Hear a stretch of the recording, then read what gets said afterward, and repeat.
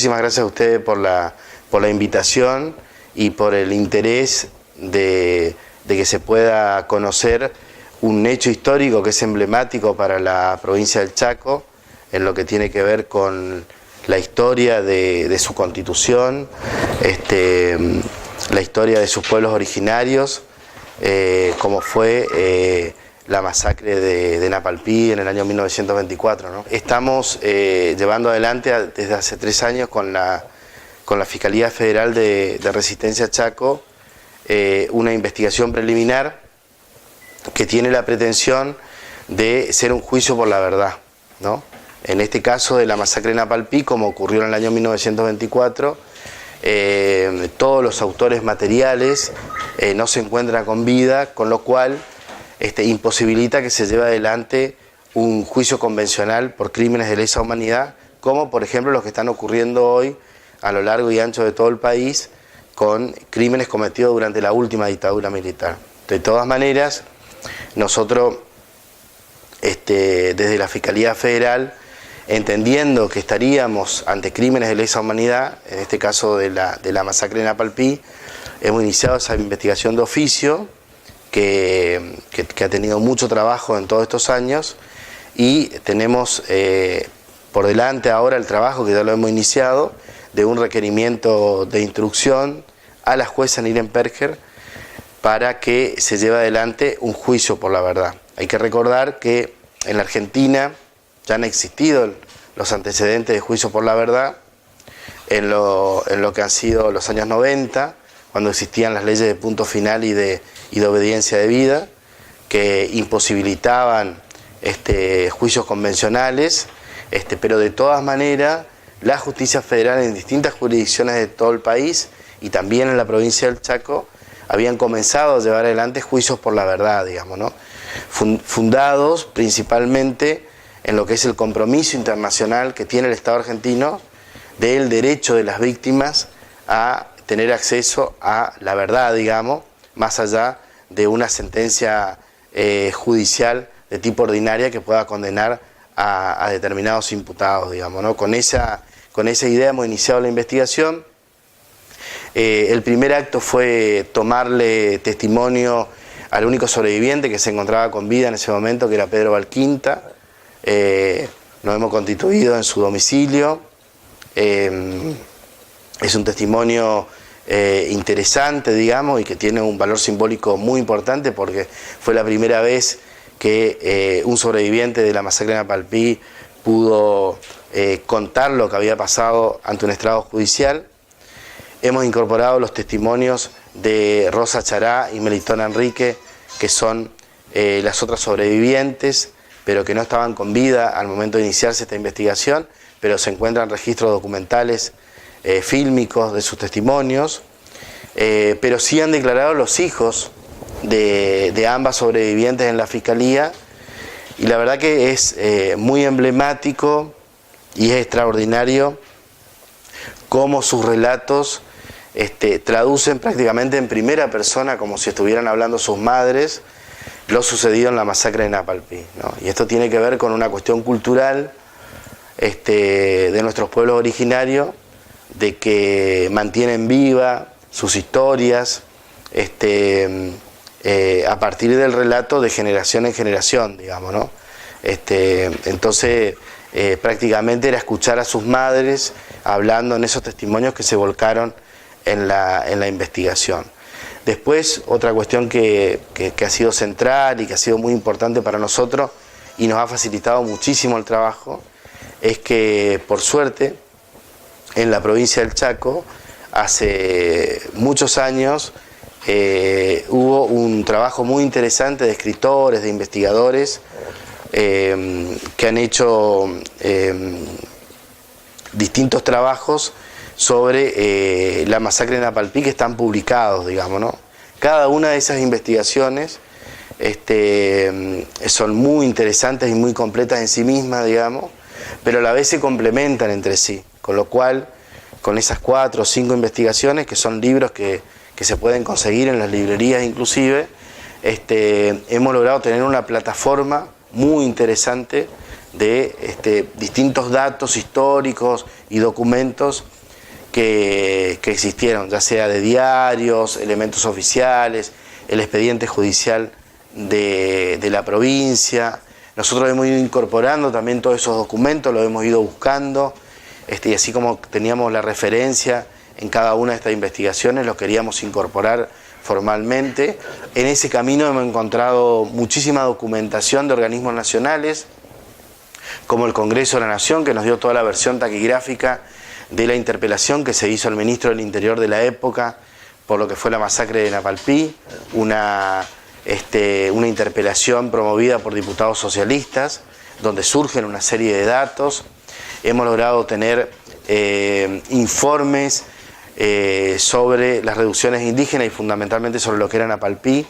con lo cual se corrobora la situación extrema de pobreza y de explotación que vivían las comunidades que estaban trabajando en la reducción de Napalpí.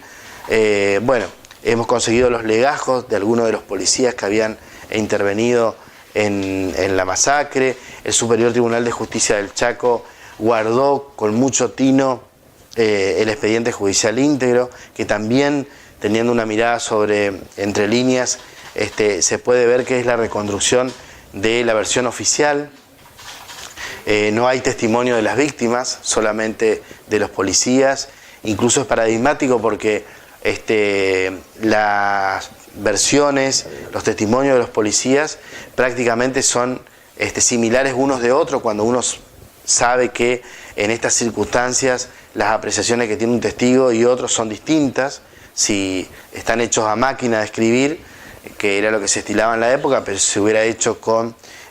una computadora al día de hoy, podríamos decir que se copió y pegó. Hubo un fiscal que intentó avanzar con la investigación pidiendo determinadas medidas, como la exhumación de los cuerpos, como el testimonio de las víctimas que podrían estar detenidas, y ese fiscal fue removido con un ascenso a Entre Ríos. Hay dos investigadoras del CONICET, que son Mariana Giordano y Lena Dávila, que nos han aportado dos investigaciones muy interesantes que hicieron. Mariana Giordano es una investigación de muchos años atrás, que la hizo con fotografías que pudo encontrar del antropólogo alemán Lehmann Nietzsche, que recorría la Argentina en esa época, y que paradigmáticamente estuvo a la fecha de los hechos en la reducción de Napalpí, a la fecha de la masacre, y esas fotografías la llevaron a Mariana a encontrar una foto donde está el avión que fuera utilizado para hacer inteligencia, un avión que está identificado también, porque nosotros hemos pedido informe al Aeroclub del Chaco y nos han facilitado toda la información. Y en esa foto aparecen alrededor de 20 personas, entre ellos efectivos de la Policía de Territorios Nacionales y también civiles, y Lehmann Nietzsche, todos ellos con armas largas, digamos, ¿no? Y Lehmann Nietzsche puso en alemán, que era su idioma madre, en el reverso de esa fotografía, avión utilizado en la sublevación indígena, ¿no?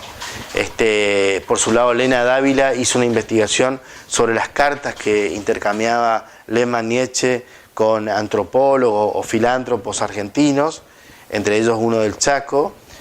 donde también se deja entrever lo que había sucedido en Napalpí y el temor que tenían ambos de que esto se pudiera contar, incluso el temor por sus vidas, con lo cual da una dimensión de que había un interés de parte del Estado de silenciar todo lo que había sucedido. Hay una edición del diario El Heraldo del Norte, cuando se cumple el primer aniversario de la masacre de Napalpí. El Heraldo del Norte era un diario del Chaco, pero que tuvo que exiliarse en la provincia de Corrientes por la persecución que sufría por toda la denuncia que hacía de este tipo de atropellos. Esa edición especial hace toda una reconstrucción de lo que fue la masacre de Napalpí, que también hemos incorporado esa edición del diario a la investigación. Y bueno, hoy tenemos un cúmulo probatorio muy interesante, que también fue completado más allá de todos los datos de la masacre de Napalpí, con investigaciones que han hecho distintos antropólogos y sociólogos a nivel nacional de lo que fue el genocidio de nuestros pueblos originarios en todo el país, con lo cual hay una información de contexto que también explica por qué ocurre la masacre de Napalpí. La versión oficial fundamentalmente es de una rebelión de las comunidades como resistiéndose al trabajo, y que en ese marco de esa rebelión, cuando van las fuerzas policiales en teoría a entablar un diálogo con ellos, se produce un supuesto enfrentamiento entre distintas etnias y se producen algunos muertos y un desbande, digamos, ¿no? Me hace acordar a la masacre de Avellaneda y a Costequi y Santillán, que fue una versión muy parecida a la oficial. La verdad es que de la reconstrucción que se puede hacer, existió una huelga muy importante de los trabajadores de la reducción Napalpí, que abarcaba el 80-90% de los trabajadores. Estaba parada la reducción Napalpí. Los planteos y los pedidos que se hacían de la protesta, de la huelga, eran muy concretos y tenían que ver con la sobrevivencia de esas comunidades, de esas familias, porque se estaban muriendo de hambre, por falta de atención médica, y era eso lo que pedían: alimentación, atención médica. Habían instalado una toldería donde era el lugar de la protesta, y en algún momento hubo alguna instancia de negociación, evidentemente desde la intervención, que era la representación del gobierno nacional en el Chaco, que era territorio nacional. Había una decisión de no negociar en ese sentido, ¿no? Como que no querían dar el brazo a torcer con una protesta, porque podría sentar precedentes. Hay que decir que las reducciones indígenas, en el caso de Napalpí, creada en 1911, tenían el objetivo de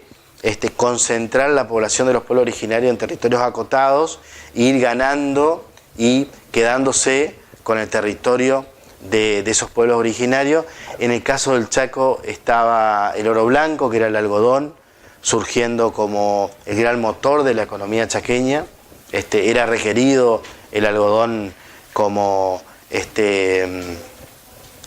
obra, como material para construir vestimentas a nivel mundial. En eso hay estadísticas que marcan que el Chaco tenía pocas hectáreas plantadas de algodón y salta desde principios del 1900 a unos años después, en una década, a cientos y cientos de hectáreas. Y bueno, en ese marco es que incluso estas comunidades se proponen irse de la provincia a Salta, Jujuy, a Los Ingenios, donde podrían llegar a tener una situación un poquito mejor. Y el gobernador saca un decreto provincial absolutamente inconstitucional, porque se da de patada con nuestra Constitución Nacional, donde le prohibía la salida de la provincia a estos pueblos originarios. O sea, la posibilidad de moverse libremente por el país le era prohibida por un decreto provincial, y eso fue generando determinadas condiciones y el acorralamiento y evidentemente una decisión política de ahogar en sangre esa protesta, digamos, ¿no? Los datos que se tienen del día de la masacre es que este avión que mencionábamos al comienzo hizo una tarea de inteligencia, de sobrevolar la toldería, de ver cuántos eran. Se habla de una anécdota de que habría tirado golosinas en algún momento para que puedan salir de la toldería, y en un momento determinado, a media mañana, hacen una línea de fuego. Se habla de 130 efectivos policiales muy bien pertrechados, sumados a ellos alrededor de 20, 30 civiles que eran terratenientes de la zona o incipientes terratenientes de la zona, y se producen andanadas de disparos, una tras de otra, lo que fue provocando la muerte de niños, mujeres, ancianos, y sí una gran desbandada general tratando de salvarse de lo que quedaba de cada una de las familias, ¿no? Porque eso también se reconstruye, que cada una de las familias tenía varias bajas de sus familiares. En algunos casos trataban de llevar los heridos a campo abierto, digamos, para tratar de salvarse. Hubo una persecución que duró varios días tratando de no dejar sobrevivientes. Muchos de los sobrevivientes que habían recibido impacto de bala fueron pasados a machete. Se habla de entre 300 y 400 víctimas, e incluso los niños que sobrevivieron fueron llevados a pie durante muchos kilómetros para ser entregados como criados a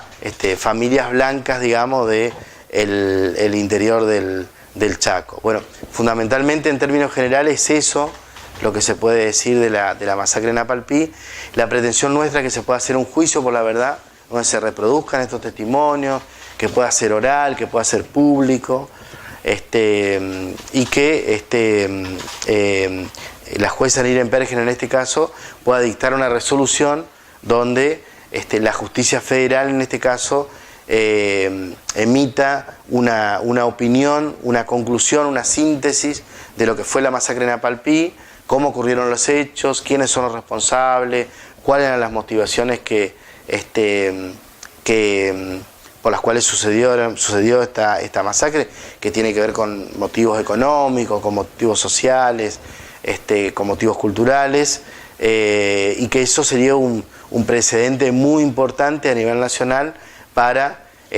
reconstruir de alguna manera una gran deuda que tiene el Estado Nacional con los pueblos originarios, que fue el gran genocidio que se fue dando durante el 1800 y también avanzado en 1900 en el caso de la provincia del Chaco. Tenemos algunos antecedentes muy importantes que son de hace poco tiempo atrás. En el caso de Formosa existe una causa que se llama Rincón Bomba, que avanzó muchísimo porque tenía un imputado con vida, que tenía alrededor de 100 años. Eso en algún momento fue procesado por los delitos que cometió. En el caso de Rincón Bomba, todo indicaría que ese avión disparó sobre la población civil de distintas, fundamentalmente de la etnia Pilagá, en el caso de Formosa. En el caso del Chaco estamos hablando de las etnias Com y Mocoy. Y en instancia de la apelación de ese procesamiento, la Cámara Federal de Resistencia Chaco saca un dictamen confirmando el procesamiento, pero tiene algunos párrafos que son muy interesantes porque consideran la masacre de Rincón Bomba como crimen de lesa humanidad y consideran que hay una obligación del Estado Nacional de juzgar esos crímenes, con lo cual no prescriben. Y hace pocos meses atrás, a finales del 2017, ya fallecido lamentablemente ese imputado y quedando con la dificultad de resolver si esa causa va a ir a juicio como un juicio convencional o se va a reconvertir en un juicio por la verdad, como es el caso nuestro, la fiscal federal de primera instancia de Formosa sacó un dictamen donde dice que por un lado la causa en el plano penal sí debe cerrarse porque el único imputado que estaba con vida falleció, pero por el otro lado, en la segunda parte de su dictamen, habla de que existe un planteo de las víctimas, de los querellantes, de que se pueda saber la verdad y que por las características de estos delitos, ser crimen de lesa humanidad, el Estado Nacional tiene la obligación y le propone, le aconseja al juez federal de Formosa que pueda emitir una sentencia, una resolución en ese sentido, ¿no? Con lo cual estos precedentes de la justicia federal creo que nos dan un marco interesante para poder plantear que en la masacre en Apalpí se pueda hacer un juicio por la verdad en la provincia del Chaco. Y sobre todo también teniendo en cuenta que en los años 90, cuando estaban las leyes de punto final, obediencia debida, que eran obstrucciones en el plano procesal para poder avanzar con las causas de lesa humanidad, en toda la Argentina se hicieron juicios por la verdad y se construyó doctrina y jurisprudencia que tenía que ver con que el Estado Nacional está obligado, más allá de cuestiones procesales internas de la Argentina, como puede ser que no exista ningún imputado con vida, está obligado el Estado Nacional a avanzar a investigar qué pasó y a que las víctimas puedan conocer la verdad de lo sucedido. El Poder Judicial, en este caso la Justicia Federal, es uno de los poderes del Estado argentino, digamos, ¿no? Una sentencia, una resolución de la Justicia Federal, entendemos que sería de alguna manera un reconocimiento oficial a lo sucedido y también a la responsabilidad del Estado argentino, porque tanto en el caso de Rincón Bomba como de la masacre en Apalpí, que en ambos casos eran territorios nacionales, los gobiernos nacionales, en su caso a través del ministro o en su caso a través del presidente, en un caso gobernaba Alvear, en otro caso gobernaba el general Perón en el año 1947, que es Rincón Bomba. Entendemos que existe una responsabilidad del Estado Nacional que se integra con la responsabilidad que ha tenido el Estado Nacional, por ejemplo, con la campaña del desierto, con todos los campos de concentración y de movilización que hubo de comunidades enteras de los pueblos originarios que se morían de manera masiva en esos campos de concentración, por ejemplo, el que existió en la isla Martín García, y de alguna manera permite también una reconstrucción histórica y las responsabilidades en lo que fue de alguna manera la construcción de un Estado blanco en Argentina, donde existió una exclusión y una discriminación de todos nuestros pueblos originarios, que eso también tiene un correlato con el día de hoy, ¿no? Por eso, por ahí muchos nos preguntan por qué investigar y juzgar un hecho que pasó hace 90 años atrás, por qué reabrir una herida, y en realidad eso tiene toda una respuesta, digamos, ¿no? Porque hasta el día de hoy uno observa que las comunidades de nuestros pueblos originarios han quedado fundamentalmente excluidas de lo que ha sido la construcción de determinado tipo de sociedad y de determinado tipo de Estado. Más allá de reconocer que ha habido avances de inclusión en los últimos años, en educación, en salud, en vivienda, en distintas cuestiones, digamos, ¿no? En el tema de tierras, que son, por supuesto, absolutamente insuficientes, porque los pueblos originarios siguen en una situación de indefensión muy importante y es una de las grandes deudas del Estado argentino, digamos, ¿no?